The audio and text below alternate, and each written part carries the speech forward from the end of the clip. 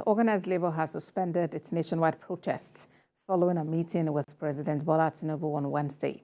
A statement by Special Advisor to the President on Special Duties, Communications and Strategy, Dele Alake, disclosed that this development follows a fruitful and frank discussion with the President.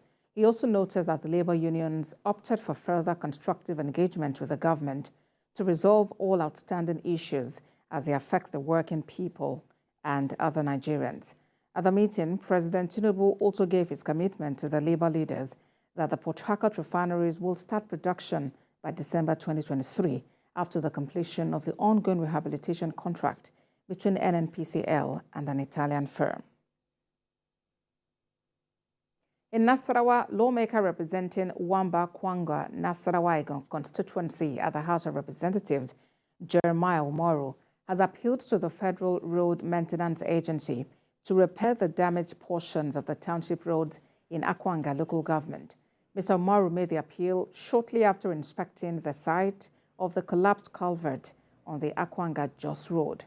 Some portions of the road collapsed in February 2022, which led to the diversion of traffic to other township roads, leaving the roads in a bad state. Because of this bridge, you agree with me that the road inside Akwanga town around GRA, around Locust has been damaged. Also, the road around JK Pounds has been damaged. Then, of course, another major road is the Wamba Akwanga road has been damaged because of this bridge. We have, in my motion, because the motion in my prayer combines all these roads together. For those other roads, I call on the FEMA, Federal Road Maintenance Agency, FEMA, to come and repair this road because this was what caused the damage. Governor of Katsina State, Diko Rada, has asked the new core members in the state to be security conscious and report any suspicious activity to the nearest authority. The governor addressed the core members at the NYSC orientation camp for the first time since he assumed office. TVC News correspondent Abdulatif Yusuf reports.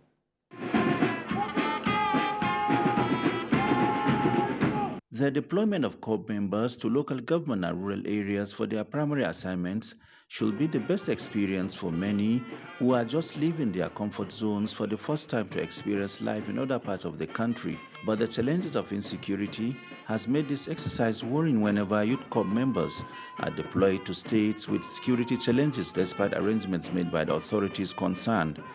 However, this has not deflected from National Youth Service, NYSC's mandate as a promoter of national unity and harmony.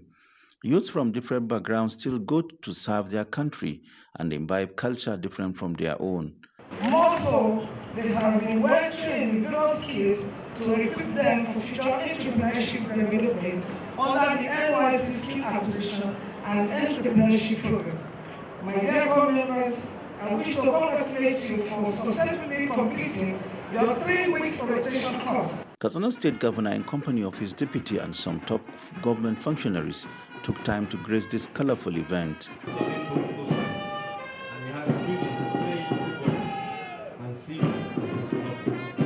I once again implore you to dedicate yourself with a renewed vigor, conviction, and commitment to the progress of our dear nation.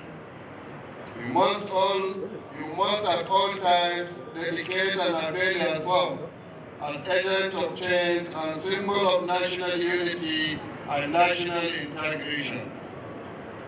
The present administration has given absolute attention to the security of the people.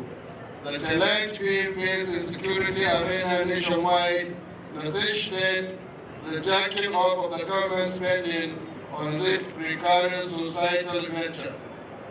I must therefore use this occasion to remind you that whenever you may eventually find yourself, be security conscious and report any suspicious movement around you to the security agencies. Over 1,000 youth corps members are being commissioned under this batch. Abdulatif Yusuf, TVC News, Katsina. A non-governmental organization in Lagos is seeking more attention to issues affecting the education sector and the need for reforms. They believe without adequate attention to the sector, The future of the country is in jeopardy. Zainab Akonde has more. Education remains the bedrock for the growth and development of any country, but the onus lies on both the government and the citizens to improve the sector.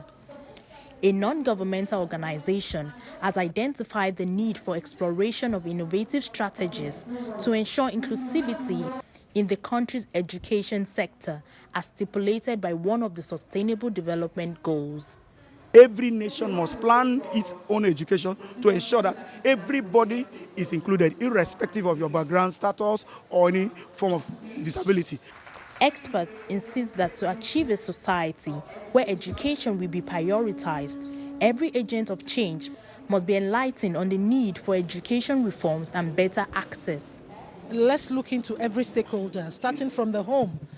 What provision have we made for the parents? How are we taking care of the parents? How are we taking care of the child? And what provision, what kind of training are we given to the 21st century teacher to be able to teach the 21st century child?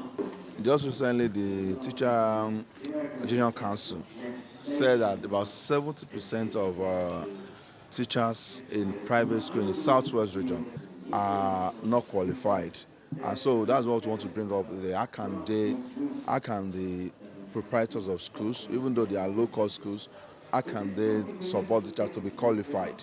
That any school, however beautiful it might be, and you are not training, you are not training the teachers to impart the knowledge, you don't have a school. In a generation where technology has continued to play a key role in education advancement, school teachers must acquire digital skills to enable them understand the best ways to impact knowledge on the 21st century learner. There are a lot of new development, like the issue of digital literacy, new 21st century skills that we need to mainstream into the curriculum, ensure that teachers' capacity are built and the facilities that we have in the classroom are adequate to be able to drive the implementation of what we have in the curriculum. They believe that key players in the education sector have roles to play in ensuring that the system in the country is more inclusive, purposeful, and technologically driven. Zainab Akonde, TVC News, Lagos.